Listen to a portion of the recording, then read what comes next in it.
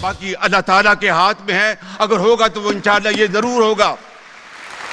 میں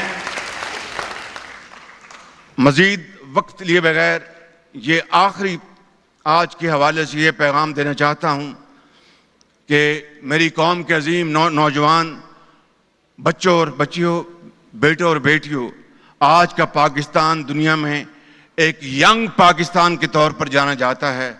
آپ ہی ہمارا روشن مستقبل ہیں۔ آنے والے 5 سال آپ کی تعلیم، تربیت، ہنرمندی اور ترقی کے سال ہیں۔ آپ سے میری درخواست ہے کہ خود کو پڑھائی اور ہنرمندی کے لیے وقف کریں، خود کو فساد، انتشار اور فریب کے فتنوں سے محفوظ رکھیں۔ دشمن قوتوں کا نشانہ آپ کا ذہن ہے، کیونکہ ماشاءاللہ آپ بہت قابل، بہت ذہین اور فتین ہیں، اور دشمنان پاکستان وہ آج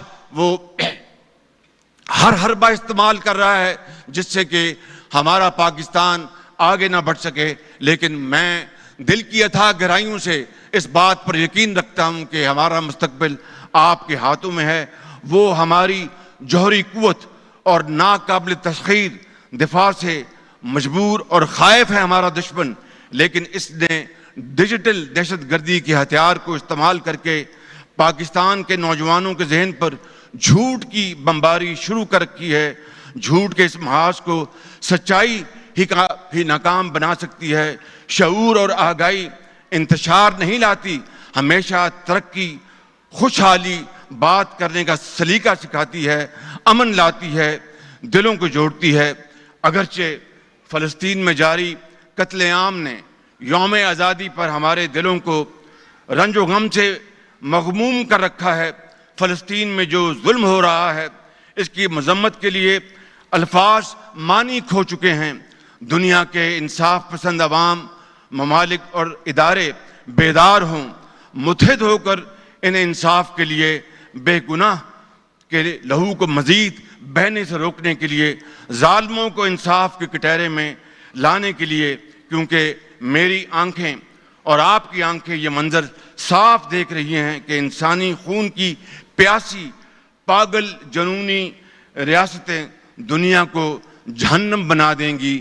پاکستان کے عوام اور حکومت کی جانب سے آج کے دن ہم یہ عہد اور عزم دہراتے ہیں کہ مقبوضہ جموں کشمیر اور فلسطین کے عوام کے حقوق کی فراہمی تک ان کے ساتھ کھڑے رہیں گے، دنیا کے ضمیر پر دستک دیتے رہیں گے، اس ظلم و ستم کو روکنے کے لیے اپنا ہر ممکن کردار جاری رکھیں گے۔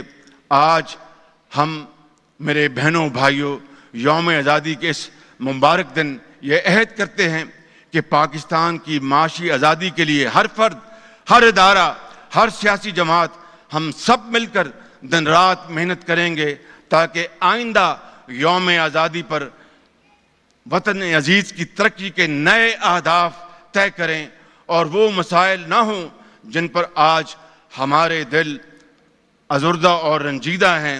مجھے پوری امید ہے کہ جب ہم انشاءاللہ مل کر کام کریں گے تو پھر کامیابی آپ کے قدم ضرور چومے گی۔ میں نے ہمیشہ اس شعر میں نئی توانائی پائی ہے، نیا ولولہ پایا ہے کہ جب اپنا قافلہ عزم و یقین سے نکلے گا، جب اپنا قافلہ عزم و یقین سے نکلے گا، جہاں سے چاہیں گے رستہ وہیں سے نکلے گا۔